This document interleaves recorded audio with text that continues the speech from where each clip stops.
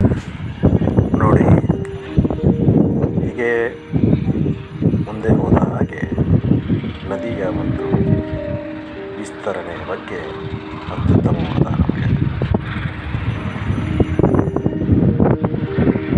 ಕಲ್ಪನೆ ಬರುತ್ತೆ. ನೋಡಿ, ಎಷ್ಟು ವಿಸ್ತಾರವಾಗಿ ಈ ನದಿ ಹರಡಿಕೊಂಡಿದೆ ಅಂದರೆ ಈ ಕಡೆಗೆ ನಿಮಗೆ ನೋಡಲು ಬ್ರಿಡ್ಜ್ ಕಂಡ್ರೆ, ಹೀಗೆ ಮುಂದೆ ಹೋದರೆ ಆ ಜಾಗದಿಂದ ಸುತ್ತಲೇ ಆ ಕಡೆಗೆ ನೋಡಿದರೆ ಅಲ್ಲೊಂದು ನಿತ್ಯಾನಂದ ದೇವಸ್ಥಾನ ಹೊಸದಾಗಿ ನಿರ್ಮಾಣವಾಗಿದೆ.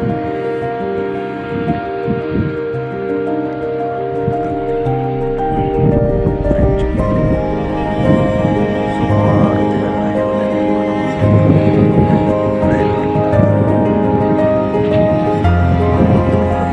ಐವತ್ತು ವರ್ಷಗಳ ಇತಿಹಾಸದ ಅದಕ್ಕೆ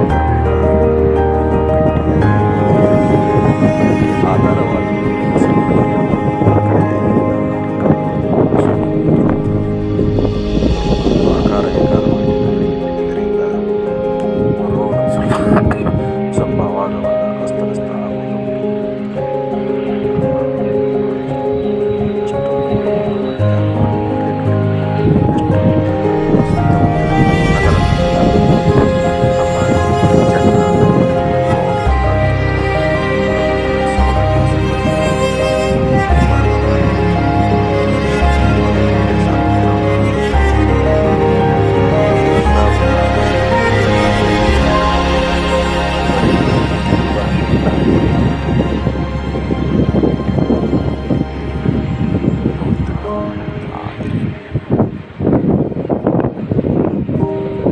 ನಾನು ಚಿಕ್ಕವನಿದ್ದಾಗ ಎಷ್ಟೋ ಸಾರಿ ನದಿಯಲ್ಲಿ ಮುಳುಗಿದ್ದುಂಟು.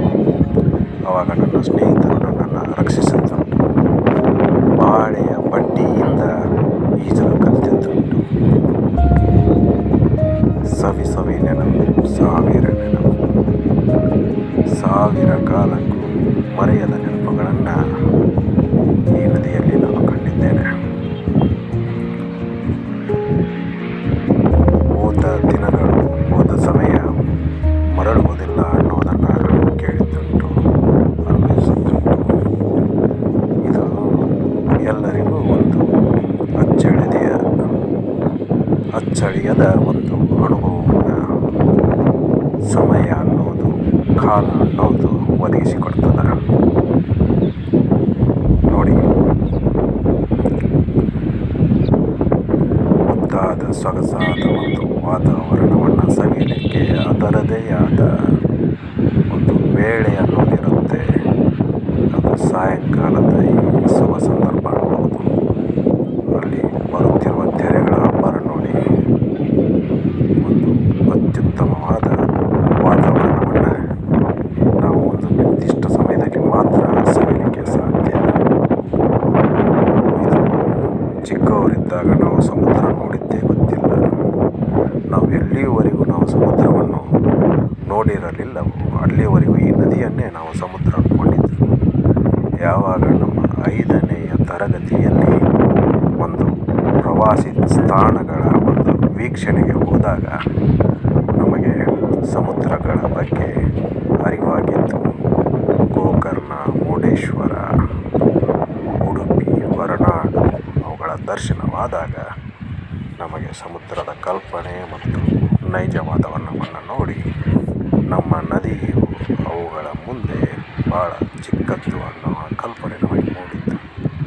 ಇದೇ ನೋಡಿ, ಅದು ಹೊಸದಾಗಿ ನಿರ್ಮಿಸಲ್ಪಟ್ಟಿರುವಂಥ ಒಂದು ಜಾಕ್ವೆಲ್ ಇದು. ನೋಡಿ, ಆ ಕಡೆಗೆ ಕಾಣುವುದೇ ಒಪ್ಪಂದದ ವಾತಾವರಣವಾದರೆ ಇಲ್ಲಿ ಹೀಗೆ ಬಂದರೆ ನಮಗೆ ಜಾಕ್ವೆಲ್ಲದ ಒಂದು ವಿಸ್ತಾರ ಕಾಣ್ತದೆ. ನದಿಯ ವಿಸ್ತಾರ ನೋಡಿ. ಅಲ್ಲಿ ಕಾಣುವುದು ಬೆಳವಡಿ ಮತ್ತು ಬೂದಿಹಾಳ ಗ್ರಾಮಗಳು.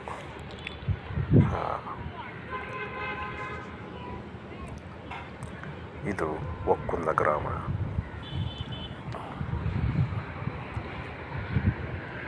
ವಿಹಾರ, ಸಂಚಾರ,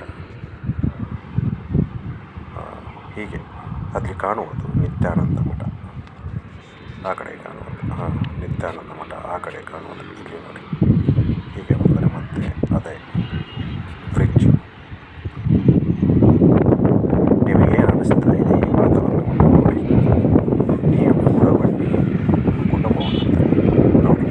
ಸೂರ್ಯಾಸ್ತದ ಒಂದು ಸವಿ ನೋಟವನ್ನು ನೋಡಿ ಇಂತಹ ಆಹ್ಲಾದವಾದ ಒಂದು ವಾತಾವರಣವನ್ನು ಸವಿಯಲಿಕ್ಕೆ ನಿಮ್ಮ ಕುಟುಂಬ ಸಪರಿವಾರ ಸ್ನೇಹಿತರ ಜೊತೆ ಬಂದು ಭೇಟಿ ಕೊಡಿ.